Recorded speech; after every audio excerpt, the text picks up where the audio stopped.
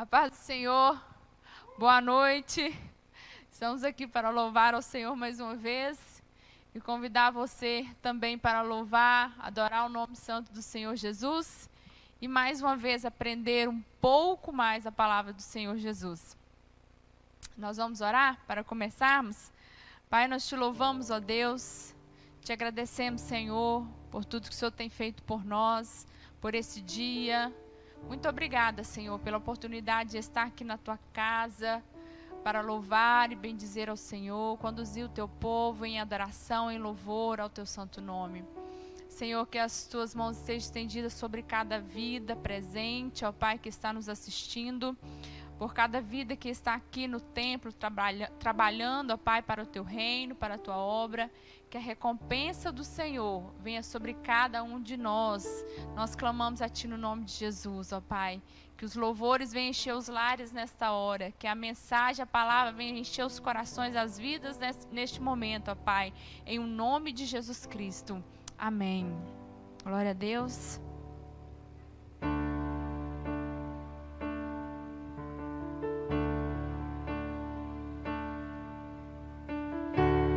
Digno é o Cordeiro que foi morto, santo, santo Ele é. Um novo cântico ao que se assenta sobre o trono do céu.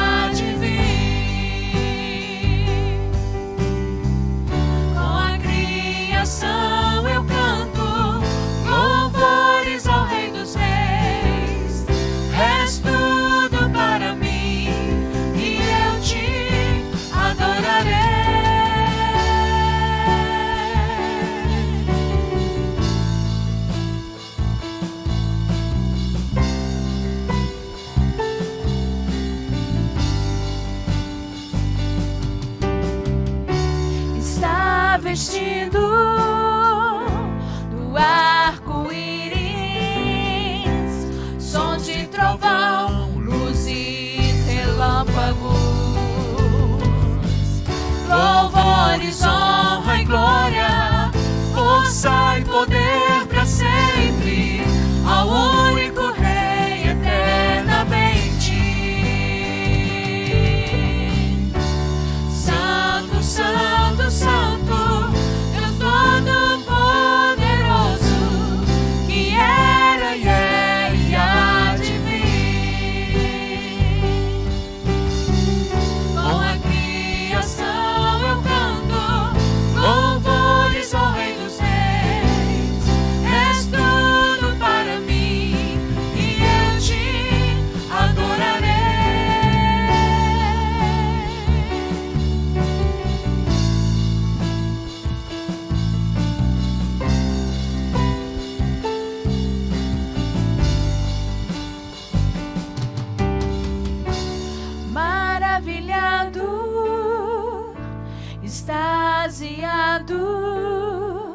eu fico ao ouvir teu nome. Jesus, teu nome é força, é fôlego de vida, misteriosa água viva.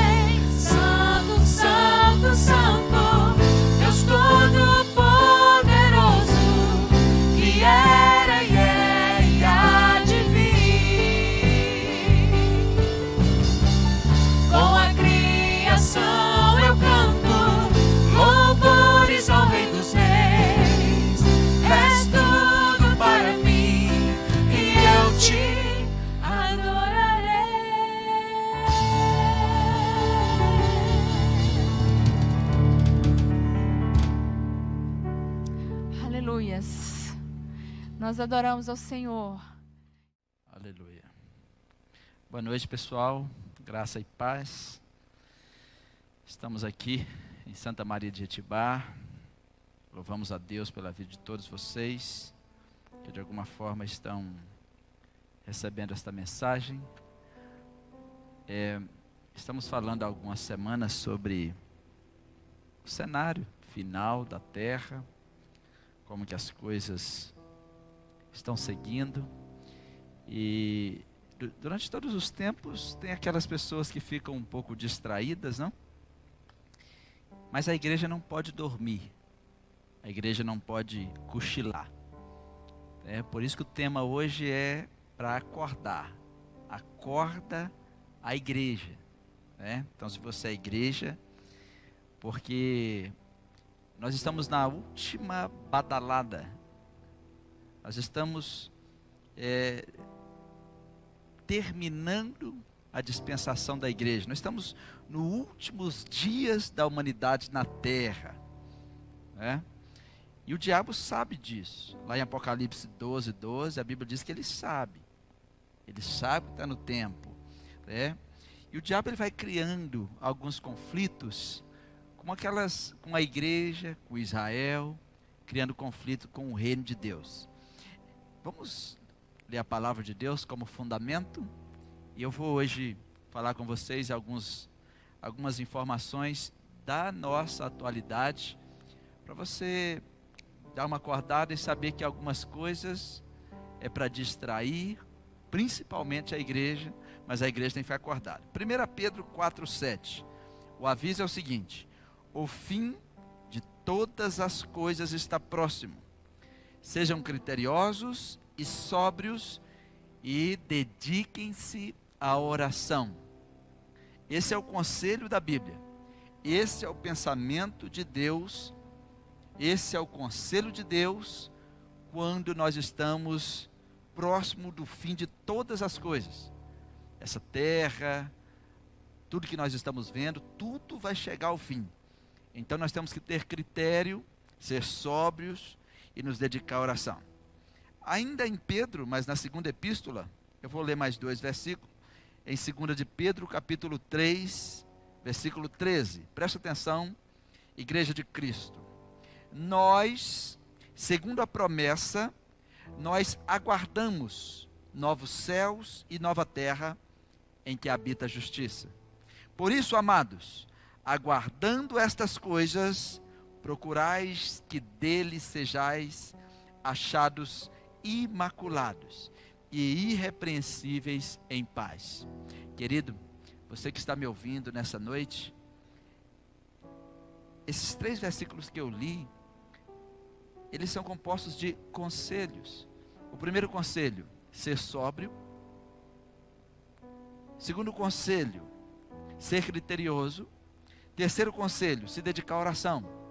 E depois a Bíblia diz que nós estamos aguardando os novos céus, a nova terra, porque tem pessoas que estão aguardando o próximo emprego.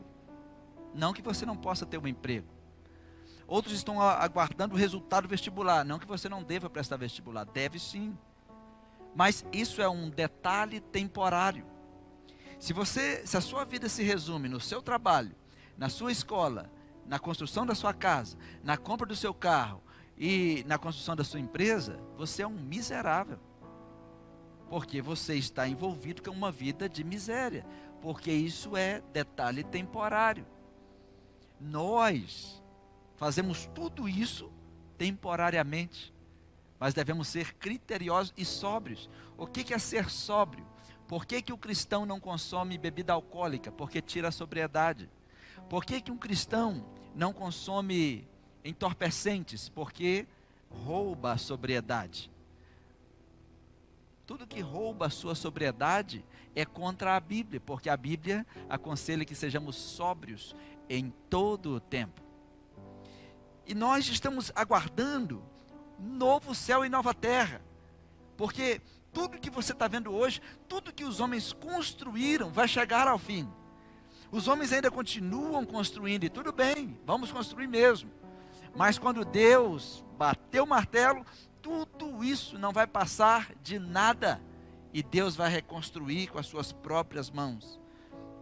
Por isso que no 2 Pedro, capítulo 3, 14, a Bíblia diz: por isso, amados, aguardando estas coisas, procurai que Deus te ache imaculado. O que é ser imaculado? Que Deus te encontre puro, pureza no falar, pureza no agir, pureza nos seus relacionamentos, pureza no que você está lendo, no que você está vendo. Pureza é ser imaculado e irrepreensível. O que é ser irrepreensível? É a pessoa que não precisa ser repreendida, que não precisa você dizer nada para ela para corrigi-la, porque ela sempre está se corrigindo. Então, nós estamos chegando no fim da era das nações. Nós estamos chegando no fim da era da graça, que é chamado do dia do Senhor.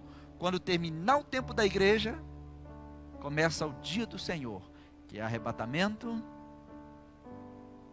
tribulação, grande tribulação, a volta de Jesus Cristo, a segunda vinda e o milênio. Estamos nos preparando para isso. Mas agora, voltando para o nosso dia a dia, o que está acontecendo no nosso dia a dia? Muita gente não percebe, mas o diabo ele fica furioso com a igreja, furioso com Israel. O tempo todo os jornais estão mostrando o quanto perseguem os judeus. Se você não gosta de judeu, é um mau sinal, porque Jesus era um. Os apóstolos eram judeus. Nós recebemos a Bíblia das mãos dos judeus. Quem odeia judeu é Satanás, que odeia a nação que Deus escolheu. Em Apocalipse 12, 12, a Bíblia diz que tem uma turma que deve se alegrar e outra turma que deve ficar preocupada. Está assim: alegrai-vos, céus e todos os que habitam no céu. Agora, ai de quem mora na terra e no mar. Ai, porque o diabo desceu a vós. O que ele está dizendo? Quando a igreja for tirada, porque a Bíblia diz em Apocalipse 12, versículo 10, que o diabo ele fica me acusando, ele fica te acusando, dia e noite lá no trono de Deus. Ele tem acesso, ele vai lá acusar. Está vendo aquele indivíduo? Está vendo aquele pastor? Está vendo aquele levita? Está vendo aquela pessoa? E você ouve pessoas emprestando a boca para o diabo e fazendo a mesma coisa. É o diabo que é acusador. Pessoas acusam pastores dia e noite, porque são objetos de Satanás. Acusam sem motivos, acusam sem provas, né? Porque a função de Satanás é ser acusador. E a Bíblia diz em Apocalipse 12, 10, que ele acusa o povo de Deus dia e noite. Então, quando a igreja for tirada, Satanás vai perder esse acesso. Aí ele vai ser lançado na terra mais uma vez, e ele vai descer até os habitantes do céu, da terra, com grande ira, porque ele sabe que quando a igreja for tirada, lhe resta pouco tempo. Apocalipse 12, 12.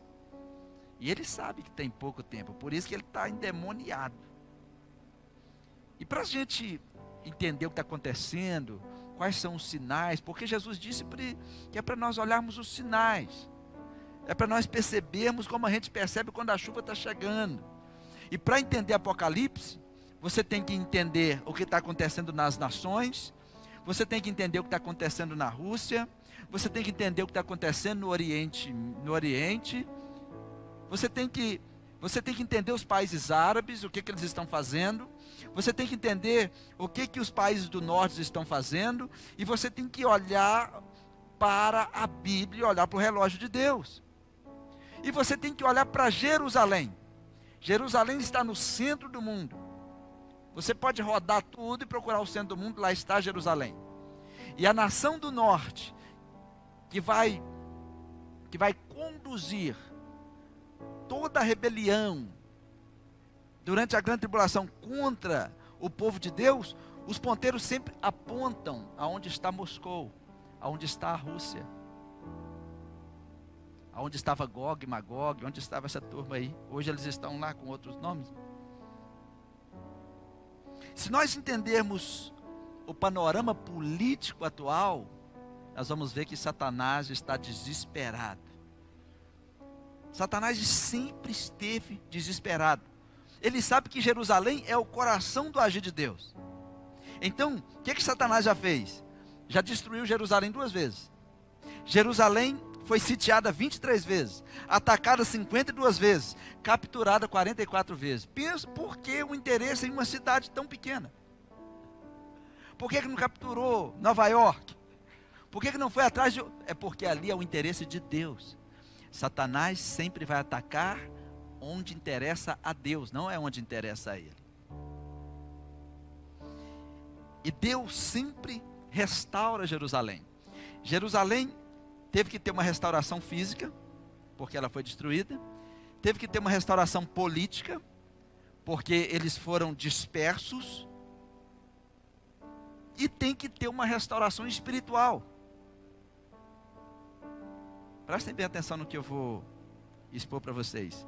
Em 1948, foi declarada a independência e eles voltaram. Foi a restauração física, quando declarou a independência de Israel, voltaram a ser uma nação.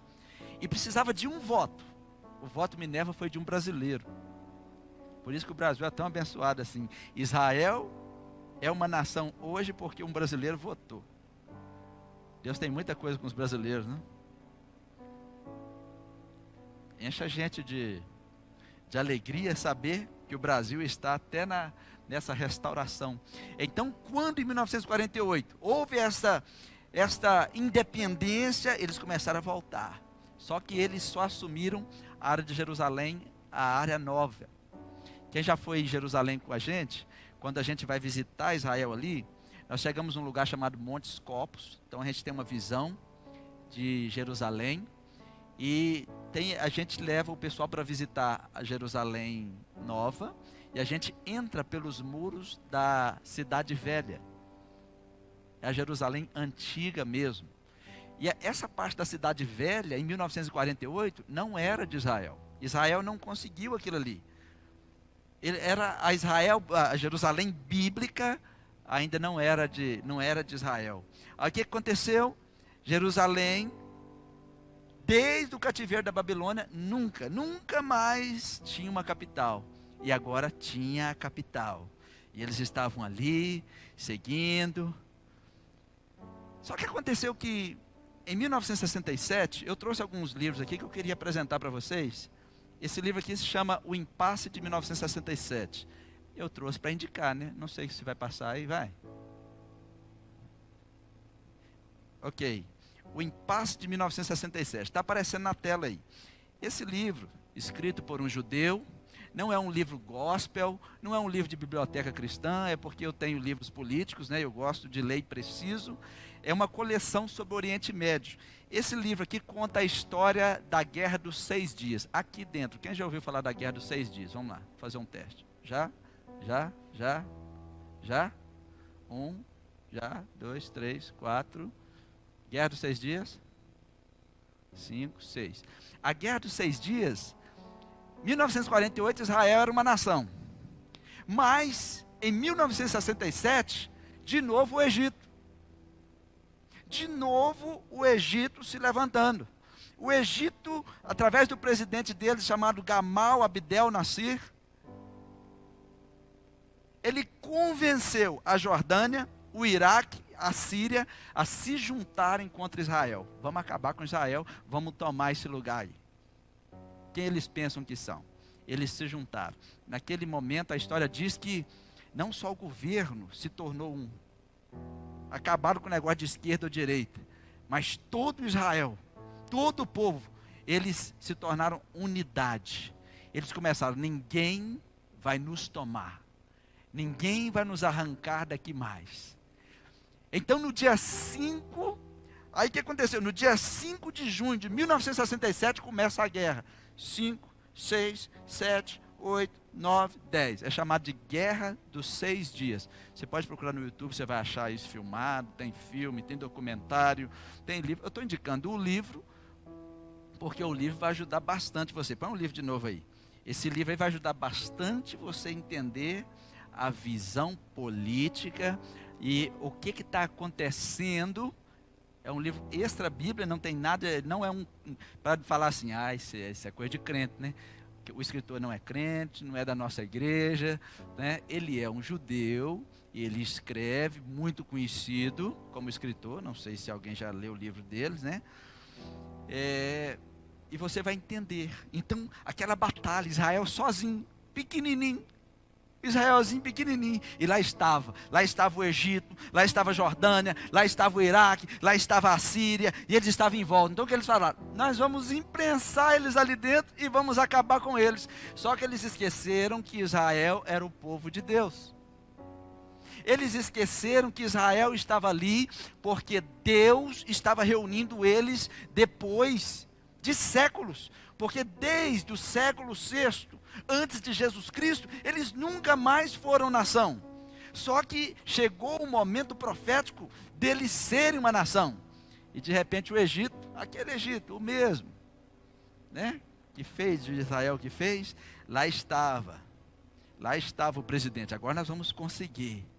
Então, as forças de defesa israelense, junto com o povo, a história diz que de uma forma inexplicável, de uma forma inesquecível, de uma forma sobrenatural, Israel sozinho derrotou todas aquelas nações que vieram contra eles. Eles derrotaram a coalizão daqueles países árabes unidos. Era uma batalha entre o Islã e Jeová. Eles viram que mais uma vez Davi jogou Golias para o chão. Olhando para esse lado, muitas pessoas não sabem. Quando você liga o jornal, está lá assim, ó, faixa de Gaza, Israel matou o palestino morreu para cá, fulano morreu para lá, e não sei o que, e não sei o que. Quando Israel venceu, Israel não só venceu, eles triplicaram o seu território. Aquela parte chamada faixa de Gaza ali, Israel foi e ocupou. Agora é nosso. Eles ocuparam Golã. Só quem vai a Israel que vai entender o que eu estou falando quando eu falo Golã, aquele negócio todo. Eles ocuparam a Cisjordânia também. É por isso, porque eles avisaram os árabes, aqui agora é nosso. Então ali na Palestina, os palestinos, qual que é a batalha ali? A batalha é, Israel diz, é nosso, e os árabes dizem, não saímos. Em Israel, tem o pessoal da direita e o da esquerda também. O pessoal da esquerda diz que tem que sair, Israel tem que sair, tem que ceder. Só que o pessoal da direita, não, isso é nossa identidade. Eles atacaram a nossa identidade, eles não atacaram só as nossas terras, eles vieram contra a nossa identidade. Então foi como uma guerra, assim, nós vamos querer ter paz ou ter vitória? Israel, o povo de Israel diz, nós abrimos mão da paz em nome da vitória. Nós não abrimos mão de vencer o Islã e os países árabes. Por isso que eles odeiam Israel. Por isso que eles odeiam os judeus. E por que eles não cedem? Eles não aceitam. Porque para o pessoal ali da faixa de Gaza, o pessoal da Cisjordânia, o pessoal onde, agora vocês ficou mais claro, né? Essas batalhas. O pessoal onde Israel colocou o pé, vai que a Cisjordânia agora é nossa, essa faixa de Gaza é nossa, Golã é nosso. Eu fui em Golã, lá tem muitas bombas, muitas minas. Então, o guia falou com a gente, olha pastor, vamos olhar daqui, nós não sabemos onde estão as minas, porque não tem ninguém para guiar a gente aqui. Não dá para pisar. Mas quem consegue Golã, olha o segredo. Quem é dono de Golã é dono da nascente do Jordão. Viu por que eles querem Golã? É dono da água. Onde é que está a água? No Jordão. A guerra de 6 dias, eles não entenderam. O Egito, a Síria, eles acharam assim, vamos acabar com Israel. Era Deus dando uma mexida ali, falou assim, ó, eu preciso que vocês alcancem para lá um pouquinho, eu preciso que a terra seja de vocês, eu preciso que isso aqui seja de vocês. De tudo que Satanás faz, nada dá certo. Então, Israel colocou o pé em Golã, e agora a nascente do Jordão é de quem? Essa é a raiva. Eles querem, é por isso que a Síria fica lutando ali. Eles ficam lutando ali no Monte Hermon, aquela beirada toda ali, brigando. Aí a mídia, se vocês quiserem, comprem a série Oriente Médio, vocês vão entender por que a televisão só bate em Israel e não conta a verdade. Eles não falam a verdade, falam as coisas, as pessoas ficam voando. Olha, Israel está atirando nos palestinos. Eles não contam a verdade, não é assim. Aí eu fico preocupado quando eu fico olhando o mundo encantado com acordos parciais entre Israel e alguns países árabes. Isso é cilada, porque os países árabes estão sempre procurando um jeito para colocar Israel em uma armadilha. Porque os historiadores, os livros, os escritores políticos de Israel, os cristãos, todos os líderes, eles dizem a mesma coisa. Agora Israel tem voo para lá. Sim. Até quando? Porque já tiveram outros acordos antes.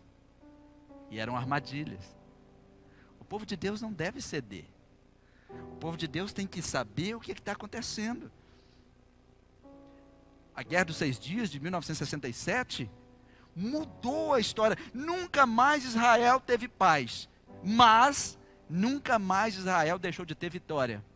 Por isso que os escritores dizem que Israel estava no impasse entre escolher paz ou vitória. E muitos de nós escolhemos paz e não queremos vencer mais. É como a igreja hoje. A igreja no Brasil hoje escolheu ter paz, recebendo tudo quanto é tipo de coisa pecaminosa dentro da igreja, e deixou de ser uma igreja vitoriosa. Israel dá uma lição para nós. Eu abro mão da paz, mas não abro mão de vencer. Então, Cisjordânia, faixa de Gaza, vocês vão lutar com a gente. Nós não vamos arredar o nosso pé daí. Nós temos que ser um tipo de igreja que olha para Israel e fala: espera aí, nós precisamos melhorar como igreja.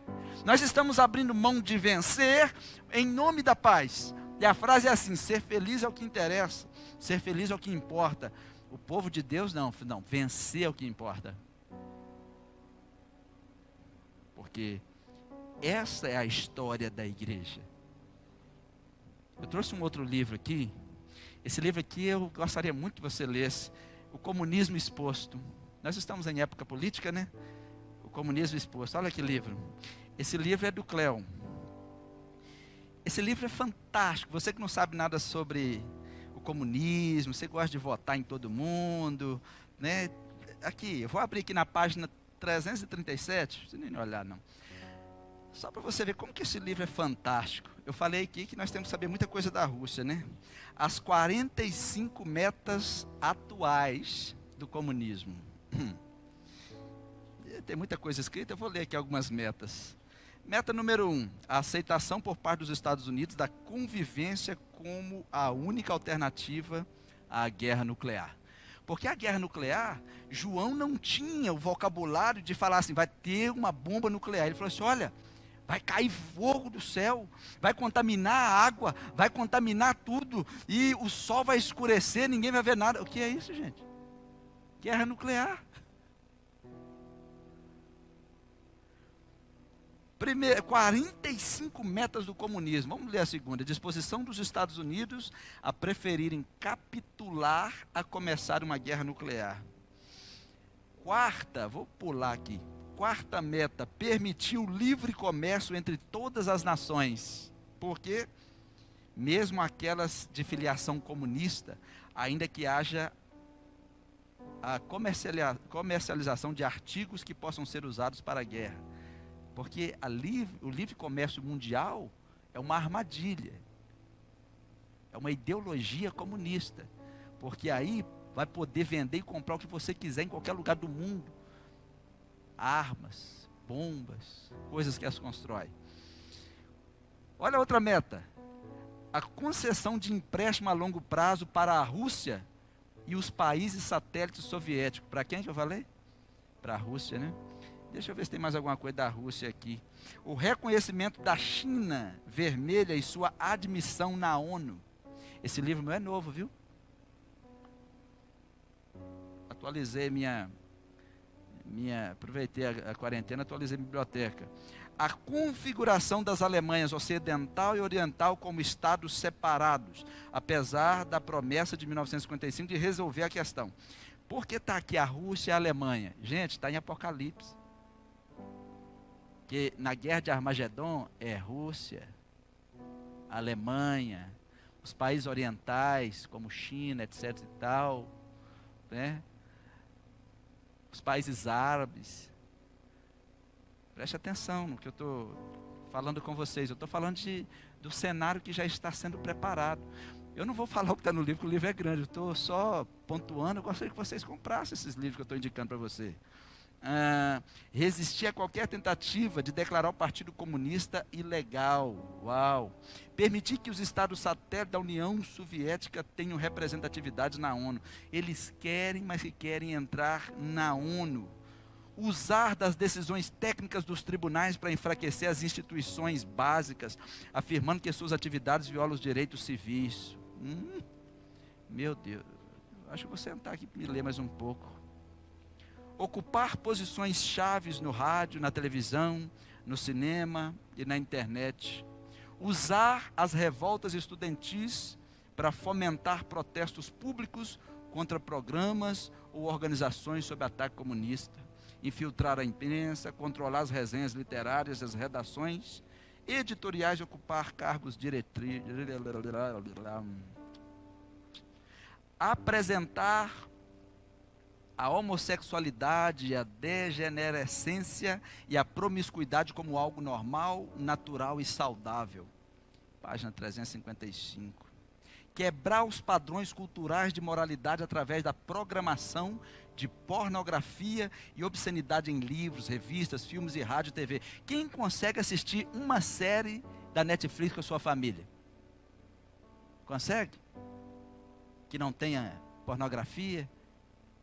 Que não tenha coisas assim, fala assim, meu Deus, por que eu estou fazendo com a minha família? Você não consegue achar.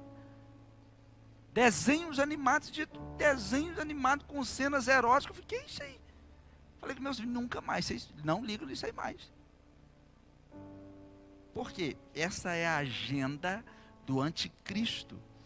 Então, quando você detectar um partido político comunista, se você é cristão, se você é crente, se você é judeu, se você é católico,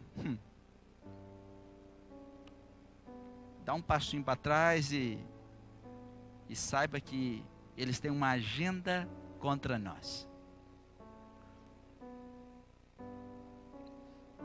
Vou indicar outro livro. Hoje eu resolvi mais falar sobre alguns livros. Vocês já ouviram falar da Nova Ordem Mundial? Os Illuminatis existem há centenas de anos. A Nova Ordem Mundial ficou um nome mais conhecido agora, mas antes era conhecido como a Nova Era, New Age. Quase ninguém fala mais da Nova Era. Eu trouxe um livro, simplesinho, um livro muito bom, ele é antigo, é do Samuel Fernandes Magalhães. Por quê?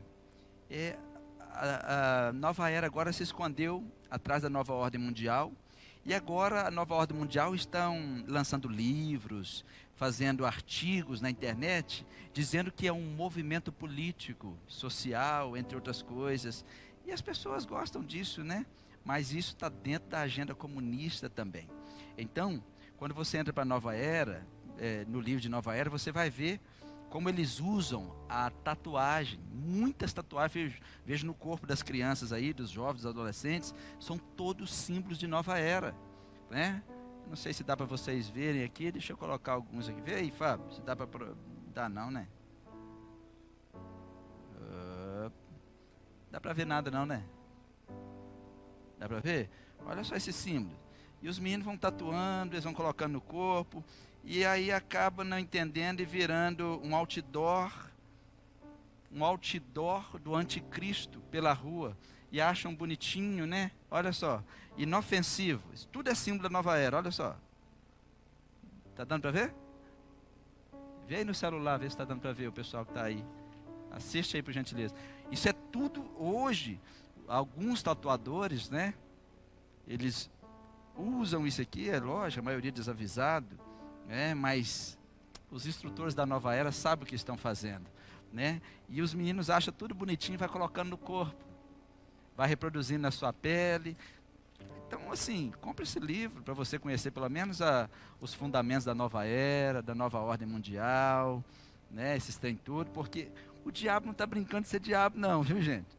O diabo o pau está quebrando, ele está endemoniando os outros, só que agora ele está vindo assim, tão sutil, né? Tem gente que coloca aqui a estrela de 6 pontas e acha que é a estrela de Davi.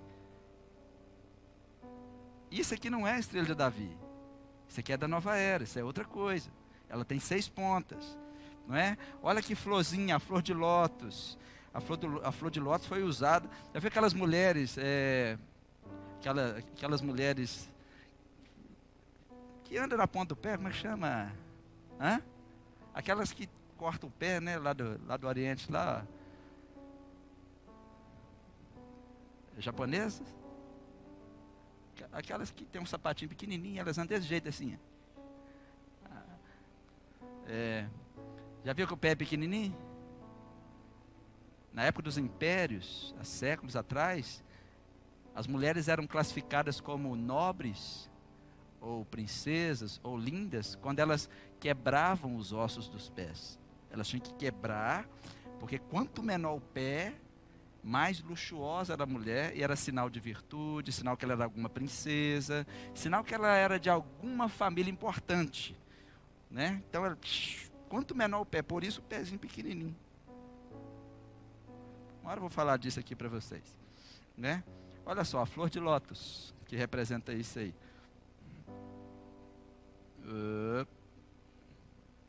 É chinesa, né? Vocês me ajudem aí, minha filha, porque a mente aqui, olha só, o pessoal vai tatuando aí no corpinho, né? Estou colocando aqui porque eu sei que tem um monte de gente fazendo tatuagemzinha no pescoço, no bracinho, na mãozinha, e não sabe que está divulgando uma mensagem. Não é só um desenho, é uma mensagem, né? Você está enviando uma mensagem da nova era. Você está participando de uma pregação do Maitreya, né? Como diziam antes, do anticristo. Então tomem muito cuidado, muito cuidado, muito cuidado, muito cuidado, muito cuidado mesmo, né? E por último esse pastor aqui é um cientista, tá? David Hahn. Ele tem muitos livros bons sobre a psicologia do anticristo, não que o psicólogo é de anticristo, né? Estou falando de outras coisas, sobre a sedução, né? A sedução até de alguns evangelhos. Queridos, o diabo, ele está sempre se escondendo. Nós devemos ficar de olho no que o diabo está fazendo, e nós só vamos saber se olharmos para a Bíblia. A Bíblia que nos mostra o que está acontecendo, porque Deus já falou tudo, como seria e como vai ser. Deus já disse tudo. Há 2.600 anos, Ezequiel profetizou no capítulo 38, no capítulo 39, que um país da região onde está a Rússia, então se ela está lá, então é a Rússia, vai invadir Israel. Haverá uma invasão de Israel. De acordo com a profecia de Ezequiel, queridos, a Rússia vai fazer alianças como o Egito fez. Vai fazer aliança com a Pérsia, com a Líbia, com a Etiópia, com a Turquia, a Alemanha e outros países. Pastor, mas esses países não tem mais esse nome. Só mudaram de nome, estão no mesmo lugar. Porque é sobre geografia, é sobre local. E todos os países que a Bíblia aponta que vão se levantar contra Israel, são países do Islã. Os que não são do Islã são comunistas, que são anti-judaicos e são anticristãos. Então, estas ideologias, elas são contra a igreja, contra os judeus e contra Israel. As pessoas acham que o comunismo é uma brincadeira. Não é uma brincadeira. Nós devemos ficar de olho. Lá em Apocalipse 9, 13, de 13 a 19, além dessa invasão desses países do norte, também tem uma descrição da invasão dos países do Oriente. A Bíblia diz que um exército de cerca de 200 milhões de asiáticos vão atravessar o rio Eufrates. Eles entrarão no Oriente Médio e no mundo ocidental, e eles serão responsáveis por um grande extermínio. A China está onde? A Rússia está onde? Temos que olhar para esses países, ficarmos atentos. Para quem não sabe, a China derruba a igreja todo dia. Se eles souberem que você é cristão ou é judeu, eles te matam. Eles executam cristãos. Devemos estar atentos. De acordo com Apocalipse 9,15, 1/3 da população mundial será morto. 1/3. Isso significa hoje que seria aproximadamente 2 bilhões de pessoas. Mais de 2 bilhões, quase 3 bilhões de pessoas. É muita gente. Nunca morreu tanta gente assim. Pastor, mas até quando vai durar essas batalhas? Começa na tribulação. Por isso que a igreja tem que se preparar para sair antes. E só vai terminar na batalha do Armagedon. No final da grande tribulação. Eles vão marchar. De onde eles estiverem. Os reis, os governos, a mando do anticristo, eles vão marchar em direção ao Oriente Médio. Apocalipse 16, 12 diz assim: e o 6º anjo derramou a sua taça sobre o grande rio Eufrates. Para quê? Porque todo esse exército tem que passar pelo rio Eufrates. Aí quando derramou a taça sobre o rio Eufrates, está escrito em Apocalipse, a sua água secou-se para que se preparasse o caminho para a passagem dos reis do Oriente. Temos que ficar de olho nos países do Oriente, ficarmos de olho nos países onde está a Rússia,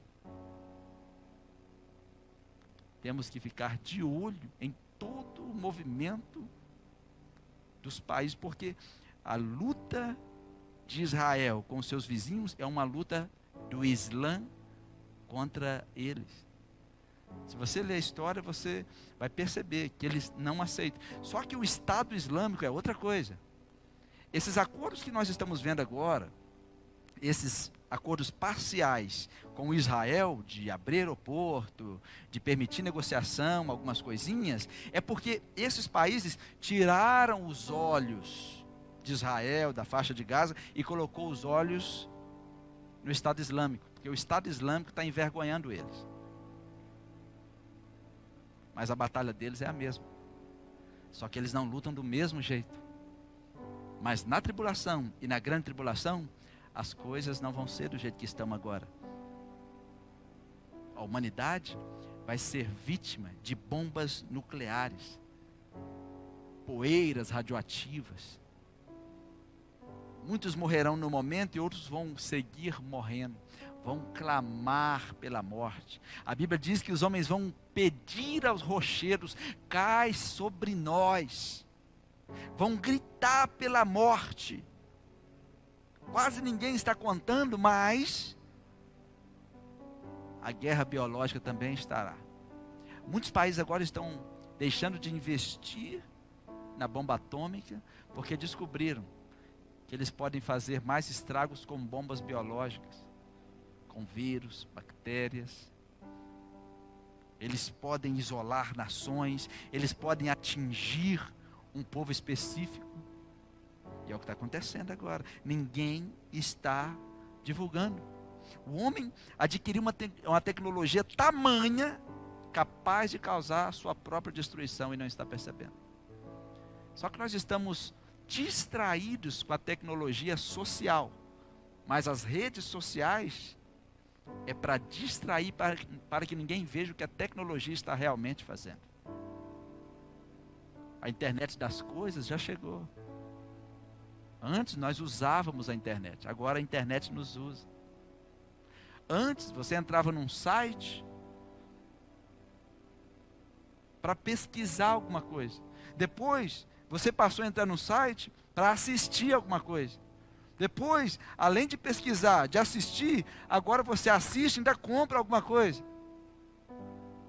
E agora, prende em relacionamentos que não existem. Prende as pessoas em curtidas que não são curtidas.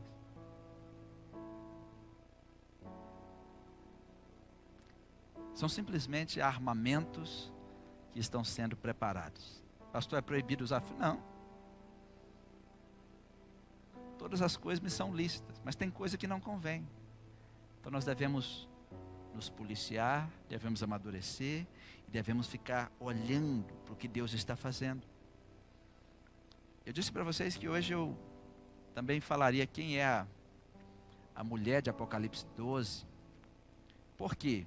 Deixa eu só abrir um cenário enquanto você abre Apocalipse 12. A igreja foi arrebatada. A igreja não está mais aqui. Começou a tribulação. O anticristo chega, um homem vigoroso, poderoso, maravilhoso politicamente, maravilhoso espiritualmente. Ele faz com que as religiões se reacendam, ele permite que seja reconstruído o novo templo, lá em Jerusalém, ele faz um acordo de paz, e está tudo muito bem. Parece que as coisas agora, todo mundo vai celebrar, mas o diabo está sempre tramando. Por isso que a Bíblia diz, quando tiver repentina paz, vigia, porque aí vem repentina destruição.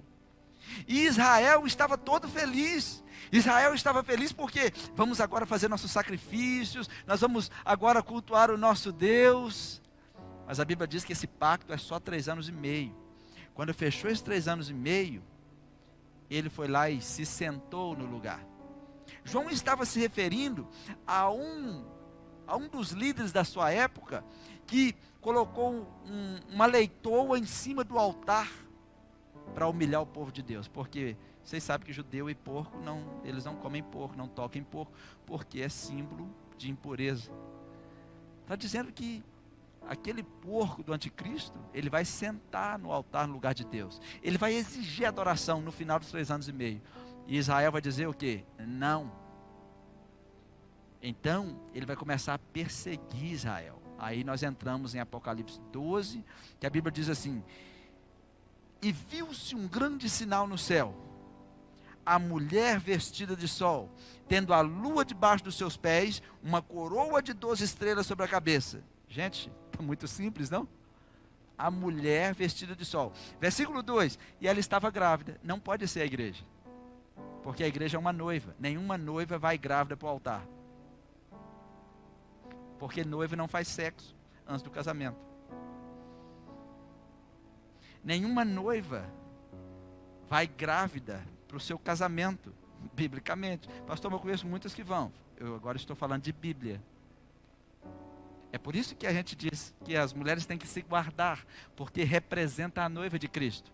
Pastor, mas quem é esta mulher grávida? E ela estava com dores de parto e gritava com ânsias de dar à luz. Está falando de uma mulher casada. Está falando de quem? Não está falando da noiva de Cristo. Vamos lá, vamos decifrar. Apocalipse 12:1. Viu-se grande sinal no céu, a mulher vestida de sol, tendo a lua debaixo de seus pés. Vamos para o sonho de José. José é um tipo de Cristo. José disse: eu tive um sonho, eu sonhei que o sol e a lua, e eu vi os molhos estavam se curvando diante de mim. E o pai dele falou: você acha? Sim. Então está se referindo à prometida Israel, não a noiva de Jesus. A mulher aqui é Israel. A lua e o sol se refere às 12 tribos, e se refere a Jacó e a Raquel. Se refere à velha aliança, aquela de onde Jesus foi gerado, de Israel. Jesus veio dos judeus. Então João viu Israel. João viu Israel e tinha uma coroa de 12 estrelas na cabeça, as 12 tribos, e ela estava grávida, dizendo o quê? É de lá que saiu o Messias. E é de lá que vem o Messias. É uma profecia para aquele tempo e para esse tempo. E por que que gritava com ânsias de dar à luz? Porque o menino gerado por Deus sempre foi perseguido. Por quem? E vi outro sinal, versículo 3, no céu. E eis um grande dragão vermelho. Quem é esse dragão vermelho? Alguém diz que é a China. Não é a China, é Satanás. É a mesma serpente. Algumas traduções diz dragão, serpente. É a mesma serpente do Éden. Vi um grande dragão vermelho e tinha 7 cabeças e 10 chifres, e sobre as suas cabeças 7 diademas. Está falando de governos e líderes, de reis, né, de governantes. Então nós temos que ficar de olho no grupo dos 10 maiores países, quem está lá, o que estão planejando. 7 mudanças, nós temos que olhar o que está acontecendo, o que estão fazendo, qual é a mudança na Constituição, o que eles estão propondo na Organização das Nações Unidas, vigiar a agenda de 2030 da ONU. É totalmente uma agenda anticristã. Só que a igreja não está lendo, a igreja está distraída, a igreja não está vendo muita coisa. Então João viu, ele viu aquela mulher grávida, gemendo, e viu o dragão, e aquele dragão estava perseguindo aquela mulher. Aquela mulher é Israel. Israel é comparada à mulher casada. A noiva de Cristo? Não, não é. A noiva é sempre a virgem igreja de Cristo. Satanás, ele sempre perseguiu. Por que ela estava gemendo? Satanás perseguiu no Éden. Satanás perseguiu o povo para tentar impedi-los de entrar na terra prometida. Ele fez eles construir um bezerro de ouro. Somente uma tribo ficou leal a Deus. Só a tribo de Levi, só os levitas, só os sacerdotes. Todos os outros se curvaram a um falso Deus. Nós estamos chegando a tempos que Satanás vai apresentar, já está apresentando o bezerro de ouro. Veja os cristãos atrás do bezerro de ouro o tempo todo. Como ganhar dinheiro, como fazer isso, como fazer aquilo. E não estão preocupados como permanecer sóbrio. Como permanecer em santidade. Não que você não possa ganhar dinheiro, não que você não deva trabalhar, não que você não deva ter posses aqui, mas tudo é um detalhe passageiro, detalhe temporário. O bezerro de ouro traz tanto encantamento que as pessoas, culto? Onde é que teve culto? Deus? Onde é que teve Deus? Mas a tribo de Levi, os sacerdotes, os levitas, os adoradores, porque a tribo de Levi representa os adoradores. A palavra Levi significa aquele que une. Existe um povo ainda que une o céu na terra, que une a igreja na terra.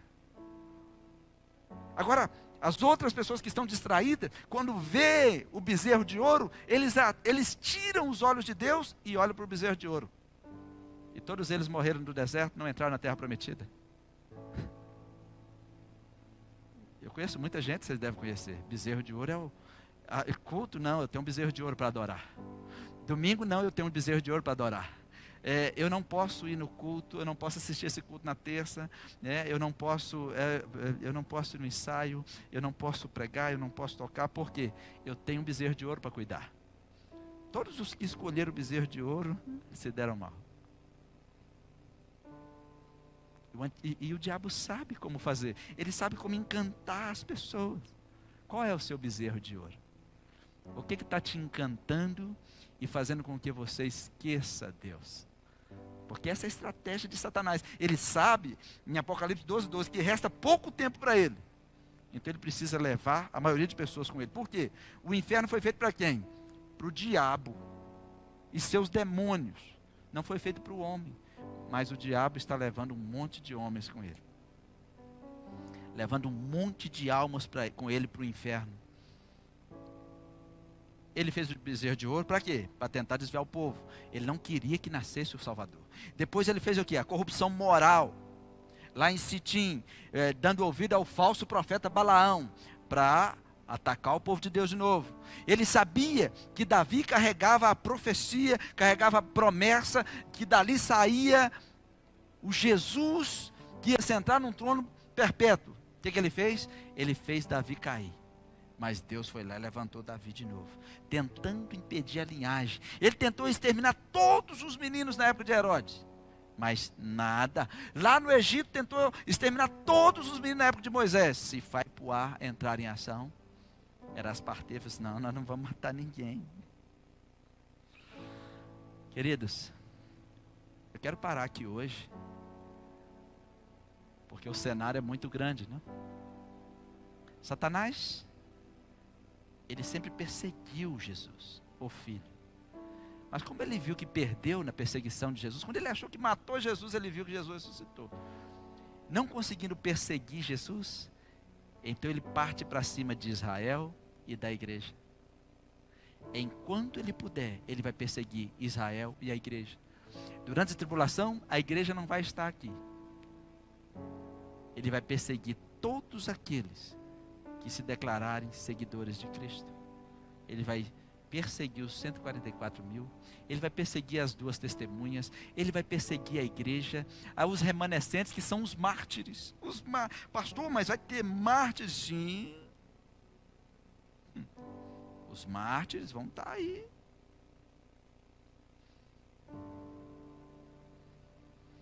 Quem são os mártires?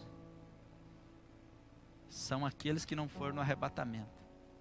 Mas uma coisa eu vou te garantir: nenhum cristão na grande tribulação sobreviverá ao anticristo. Ele vai matar todos. Pastor, mas vai matar todos? Sim.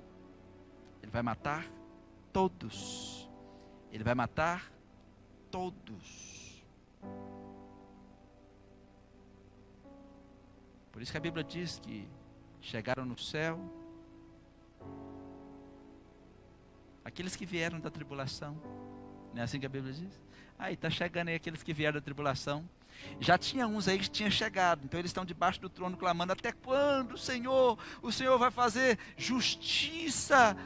Aí Deus espera completar o número dos seus irmãos, ou seja, daqueles mártires. Porque quando completar o número certo, aí vocês também vão receber um corpo glorificado e vocês podem se juntar a nós. Você tem que escolher hoje. Seja sóbrio. Ame a Jesus.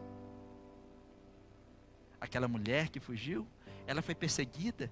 Versículo 5 do capítulo 12. Porque ela deu à luz a um filho homem, que há de reger todas as nações com vara de ferro. E o seu filho foi arrebatado para Deus e para o seu trono. Está falando de Jesus. Todo mundo que gerar Jesus na sua vida vai ser perseguido. Porque Satanás sabe que quem gerou Jesus, quem recebeu Jesus, não vai para onde ele vai. E qual é o desejo dele? Que você vá para onde ele vai. Não aceite. Não abra mão da santidade. Faz como os levitas. Somente eles não se curvaram ao bezerro de ouro. Somente eles ficaram fiéis.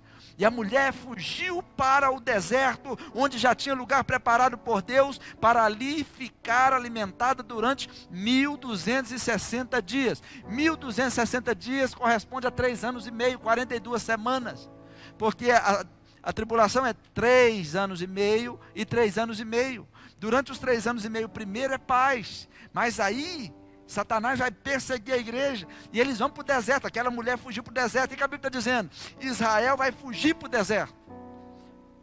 Por isso que eles estão ali perto do deserto. E Deus vai sustentá-lo por 1260 dias. Satanás não vai poupar ninguém. E quando o dragão viu que fora lançado na terra, perseguiu a mulher que dera luz ao filho do homem. Por que Israel vai para o deserto? O deserto é lugar de purificação. Israel vai ter que passar por um período de purificação, para ver como Deus trabalha. Vai ser sustentado pelo próprio Deus. Porque no mundo todo o anticristo vai ter poder absoluto. Ele vai ser um ditador durante 42 meses, como está lá em Apocalipse capítulo 13, versículo 5. Só que Deus vai tirar Israel do meio dessa confusão toda. Está profetizado em Ezequiel 36, de 22 a 28. Então eu já disse que Israel teve uma restauração física, que recuperou o seu estado. Israel teve uma restauração política, que se organizou politicamente. E a restauração espiritual ainda não teve. Vai ser no final da grande tribulação. Todo olho verá a segunda vinda de Jesus. Jesus virá, como está profetizado. Ele vai colocar os seus pés na terra. Um dos seus pés vai ficar ali no Monte das Oliveiras. A terra vai se fender, vai abrir em dois. As nações estão vindo, atravessando o Eufrates, conduzidos pelos países que se juntaram ao anticristo, todos politicamente corretos, todos se juntaram, dizendo que ninguém pode tomar o que é deles. Eles agarraram os seus bezerros de ouro e eles foram para lutar com Jesus. E João disse assim: eu vi os céus abertos, e eu vi um cavalo branco no seu cavaleiro, e na sua perna eu vi um negócio escrito, estava escrito Rei dos Reis e Senhor dos Senhores. E a Bíblia diz que Jesus não vem sozinho, ele vem acompanhado dos seus santos. A igreja vem junto. E as nações estão ali esperando no vale da decisão, o vale de Armagedon. Quem já foi a Israel deve estar se lembrando agora, quando nós subimos lá no Monte Carmelo e olhamos lá embaixo, ali está o vale da decisão. Lá no meio já tem uma pista de aviões supersônicos. Nós vimos lá eles em treinamento, na realidade a gente não vê porque a gente só ouve o barulho. Passou mais um. Israel está preparado, mas eles não precisarão daquilo. A Bíblia diz, isso não é para hoje, né? Como que vai terminar essa batalha? Essa parte eu vou deixar para frente. Queridos, no versículo 11 de Apocalipse 12, a Bíblia diz que venceram, chegou mais uns, que venceram pelo sangue do Cordeiro e pela palavra do testemunho. E tem um pedacinho último da frase: e não amaram as suas vidas até a morte. O que Jesus diz? Aquele que amar a sua vida, perdê-la. Minha vida, eu encontrei a minha vida. Mas quando nós encontramos a nossa vida, temos que entregar para Jesus. Porque quem perder a vida por amor de mim, achá-la. É disso que ele está dizendo. Essas pessoas que eu estou lendo aqui, são pessoas que não levaram a vida de crente como deveria. Que não tiveram santidade como deveria. Que não serviram a Jesus como deveria. Então eles estavam aqui na grande tribulação. Eles foram degolados, decapitados. Saiu uma matéria essa semana na Tribuna que no Espírito Santo agora envia carne para mais de 40 países e eles matam os animais de acordo com as regras do Islã, né? Degolados, né? Como eles fazem com as pessoas lá. As pessoas estão cedendo aos rituais cristãos de outras nações para trazer o dinheiro deles. Tudo por dinheiro, como se diz, né? E não sabe o que estão trazendo. Não está vindo só dinheiro. E o jornal colocou assim: ritual religioso. Eu esqueci o nome do resto da matéria, mas ritual religioso lá no frigorífico, não sei qual lá. Agora, é uma vergonha ser cristão no Brasil? É uma vergonha você falar que é evangélico? Tem gente que tem vergonha de falar que não, eu sou evangélico. Não, as pessoas não aceitam ouvir um evangélico, mas aceitam rituais religiosos de outras nações, se isso vai trazer dinheiro. Estranho, não?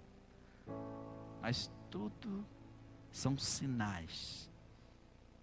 Se tem uma coisa que o diabo sabe, que a forma mais fácil de controlar os homens é controlando as suas finanças.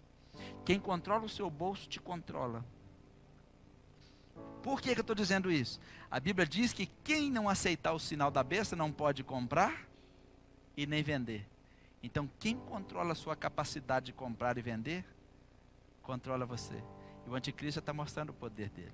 Quer vender para mim? Segue as minhas normas. Faça o meu ritual. Quer o meu dinheiro? Satanás está provando que está fácil. Quem controla a sua capacidade de comprar e vender, te controla. Mas o reino de Deus não é sobre comprar e vender.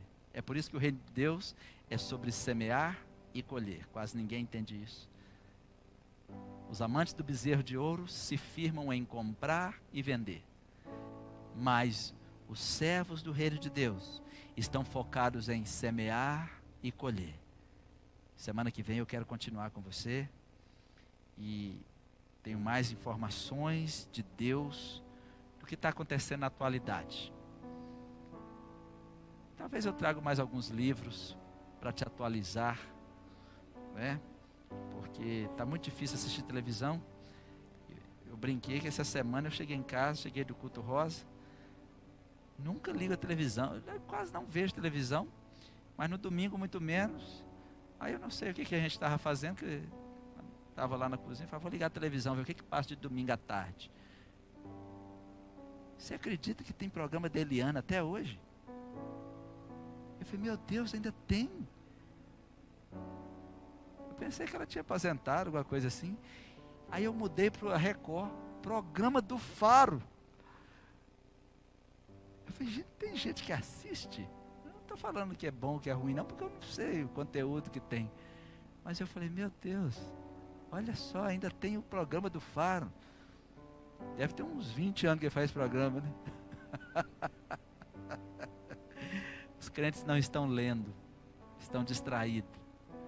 Eu abri mão da minha vida por Jesus. Aqueles homens, mulheres, aqueles que chegaram da grande tribulação, eles chegaram porque entenderam que deveriam amar Jesus e não amar a própria vida. Sabe por que as pessoas não estão conseguindo ser crentes hoje? Se é para eu abrir mão da minha vida, eu prefiro abrir mão da igreja. Essas pessoas, se chegarem, chegarão através da grande tribulação. Mas eu gostaria de falar com você com muito carinho. Entenda hoje, vai ser melhor. Amar a Jesus mais do que a própria vida.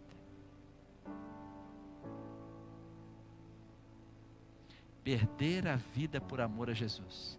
Quem perder a vida por amor de mim, encontrá-la. Dá para entender isso? O que é perder a vida por amor a Jesus? É abrir mão de tudo que o mundo está te oferecendo, tudo que constrange você como servo de Cristo. Não, não, não. Entre isso e Jesus, eu estou sempre com Jesus. Entre fazer isso, escolher isso, ou ir para isso, eu estou com Jesus. Eu só quero saber o que Jesus quer que eu faça, e é isso que eu vou fazer. Eu só quero saber onde Jesus quer que eu esteja, e é lá que eu vou estar. Eu só quero saber o que eu faço para agradar a Jesus, e é nisso que se resume a minha vida. Em que se resume a sua vida? Você tem um bezerro de ouro, adora ele todos os dias, você dá toda a sua energia para ele, ou você está dando o melhor de você para Deus? Talvez você diz, eu não tenho um bezerro de ouro, mas você é controlado na compra e na venda. Você é uma vítima fácil, presa fácil para o anticristo, controlado por dinheiro. É por aí que vai começar. Semana que vem vamos falar mais sobre isso. O que você tem mais precioso do que Jesus? Eu termino. Enquanto você não entender que você não pode amar sua vida mais do que Jesus, você ainda não tem Jesus. E você não está pronto para ser arrebatado. Aquele que amar pai, mãe, parente, tudo, mais do que a mim, não é digno de mim. Era isso que Jesus estava dizendo. Não que você não deve amar os seus pais, mas tem que amar menos. Tem que amar mais Jesus. É difícil, não? Porque isso é muito espiritual. O que você está fazendo só por amor a Jesus? Começa por aqui. Por que você vem aqui? Porque alguém pediu? Por que você está assistindo? Alguém te obrigou? O dia que você estiver fazendo as coisas só porque ama Jesus, você começou a entender. Por que vocês acham que eu prego? Por que vocês acham que eu sirvo a Jesus? Por amor a Jesus. Eu não tenho outro motivo.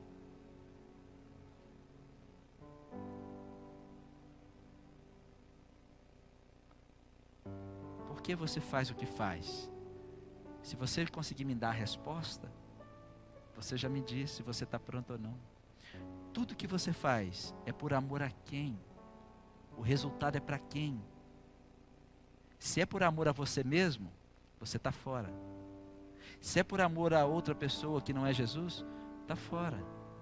Porque quando você faz por Jesus, aí você ama a todos. Mas não é amar a todos até chegar a Jesus. É de Jesus para todos. Eu vou servir você que está aqui através de Jesus. Eu vou dar a minha vida para você através de Jesus. Dentro dos critérios de Jesus. Pastor, mas então eu não devo me amar? Se você não ama Jesus mais do que a si próprio, você não se ama. Porque você vai perder a sua vida na eternidade. Você vai ganhar aqui e vai perder na eternidade. É muito difícil entender, não? Por isso que você precisa que o Espírito Santo te ajude. Eu quero orar com você. Eu queria desafiar você a colocar-se de pé, se você puder, na sua casa. Os que estão aqui também. Esse momento é muito sério, sim. De você parar e refletir. Me responde. Você acorda por quem? O seu trabalho, você está servindo a Jesus nele? Você está servindo a Jesus no seu casamento? Você está servindo a Jesus no seu noivado? Você está servindo a Jesus como professor? Você está servindo a Jesus como motorista? Se tudo que você estiver fazendo, você não estiver servindo a Jesus nisso, você precisa rever a sua vida. Você pode tomar uma decisão agora e dizer: eu quero amar menos a minha vida do que Jesus. Eu quero amar Jesus mais do que a minha vida. Como assim? Eu sou capaz de entregar a minha vida. Ou você é um escravo de algum bezerro de ouro? Qual é o tesouro que está chamando os seus olhos? Ou você é escravo do mundo? Você estaria pronto ao ponto de morrer por Jesus? Porque se você não estiver a esse ponto, você vai morrer por si mesmo. Se você não morrer por Jesus, você vai morrer e vai estar fora da eternidade com Ele. É muito sério, querido. Coloque uma das suas mãos no seu coração. Eu te desafio. Pastor, eu não sei como fazer. Pede o Espírito Santo. Me ensina a amar Jesus mais do que a minha própria vida.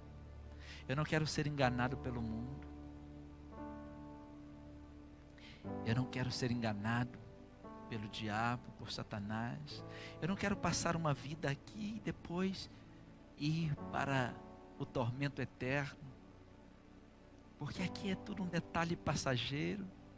É um detalhe temporário. Mas eu estou entendendo que existe novo céu e nova terra eterno. O que está por vir é eterno. E o que eu estou vivendo é passageiro. Eu abro mão de tudo que é passageiro para estar contigo eternamente. Eu estou fazendo uma proposta para você, de você dizer isso em oração. Pede ao Espírito Santo para te ajudar. Me ajude, Espírito Santo. Me ensina a amar Jesus mais do que a minha própria vida. Me ensina a servir Jesus em cada coisa que eu fizer, em cada detalhe. Me servir Jesus no meu trabalho. Servir Jesus com as minhas finanças. Servir Jesus quando eu respirar. Ensina-me. Eu não quero ser enganado. O inferno foi feito para Satanás e para os seus demônios. Então não é para lá que eu vou, porque Jesus disse que ia preparar lugar.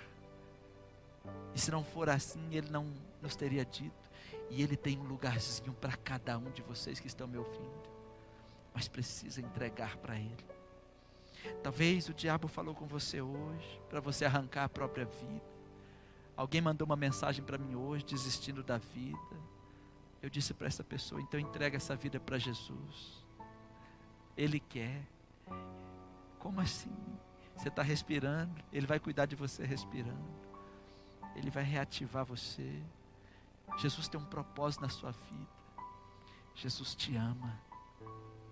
Jesus não te fez só para o trabalho que você está fazendo para os homens. Jesus te fez para fazer um trabalho para Ele. Você está aqui para trabalhar primeiro para Jesus. Jesus te ama. Jesus te ama. Jesus está esperando você. Decida por Jesus. Se tiver alguém decidindo e depois quiser nos mandar uma mensagem, nós vamos deixar um telefone aí embaixo. Depois você pode nos mandar uma mensagem. E eu quero orar por você. Se você já falou o que eu propus, então você pode dizer: Jesus, eu sou todo seu. Eu não vou adorar nenhum bezerro de ouro. Eu não vou ser vítima do anticristo. Eu não vou passar pelas mãos de Satanás. Eu estou aqui para ser arrebatado para o céu de glória. Eu vou participar das bodas com o Cordeiro amado. Eu faço parte da noiva de Jesus Cristo. Obrigado, Senhor. Obrigado. Abençoe cada pessoa que está comigo, Deus, nessa noite. Que o Teu Espírito Santo esteja ministrando, para que ninguém se perca, para que todos sejam encontrados por Ti e restaurados por Tua palavra. Graças Te damos. E assim que o amor de Deus, a graça redentora de Jesus Cristo, a doce comunhão e consolação do doce Espírito repouse sobre todos vós, onde quer que você esteja, não só agora, mas todo sempre. Todos digam amém. Deus abençoe você. Somos igreja, não somos só templo. Somos livres e estamos em toda parte. Livres para honrar, amar e obedecer. Da criança ao idoso, instruir, discipular e jamais abrir mão do que Cristo nos ensinou. Somos família, unidos em uma só canção, lutando pela missão de transformar vidas pela palavra de Jesus e ser morada para o Espírito Santo. Igreja Tibá, Casa de Deus, nossa família. Visite-nos.